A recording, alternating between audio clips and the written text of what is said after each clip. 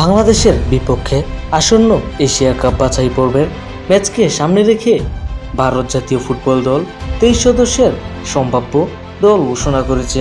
ভারতীয় ফুটবল দলের নতুন কোচ খালিদ জামিল তরুণ অভিজ্ঞতা ও মিশেলের তৈরি করেছে দলটি, যেখানে সবচেয়ে বড় চমক হলো কিংবদন্তি ফরওয়ার্ড সুনীল ছেত্রী। তাকে রাখা হয়নি স্কোয়াডে।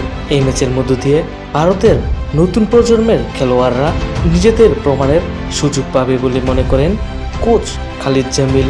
চলুন দেখে নেওয়া যাক 23 সদস্যের সম্ভাব্য দলে কারা কারা জায়গা পেল।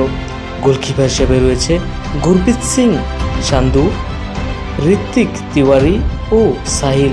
এছাড়াও রক্ষণভাগে রয়েছে আকাশ মিশ্র, আনোয়ার আলী, বিকাশ ইউমনাম, হামিংথান মাইয়ারাল্টে, মোহাম্মদ উইপস, প্রমবীর রাহুল বিকে, সন্দেশ জিঙ্গানা। এছাড়াও মাঝমারে রয়েছেন আশিক কুর্নিয়ান, ব্রিজ ফার্নান্দেস, লালরেম লুয়া ফানাই, মেকাট লুইস নিক্স, মহেশ সিং নাওরেম, নিখিল প্রভু, সৌরেশ সিং ওয়াংজাম। এছাড়াও ফরওয়ার্ড লাইনে রয়েছে ইরফান ইওয়াতওয়ার, লালিওয়ান জুয়ালা চাংটে, মোহাম্মদ সানান, রহিম আলী ও বিক্রম সিং প্রতাপ।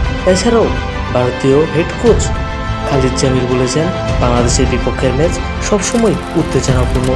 এবার আমরা তরুণদের সুযোগ দিতে চাই, যারা ভবিষ্যৎ জাতীয় দলকে দীর্ঘমেয়াদে এগিয়ে নেবে। এছাড়া তিনি আরও জানান, নতুন স্কোয়াডে ফিটনেস ও টেকটিলের গেমের জোর দেওয়া হবে। প্রতিপক্ষ বাংলাদেশও প্রস্তুত। বাংলাদেশ ইতিমধ্যে নিজেদের প্রস্তুতি প্রায় শেষ করেছে। জামাল ভুঁইয়ার নেতৃত্বে লাল সবুজের শিবিরে আত্মবিশ্বাস তুঙ্গে।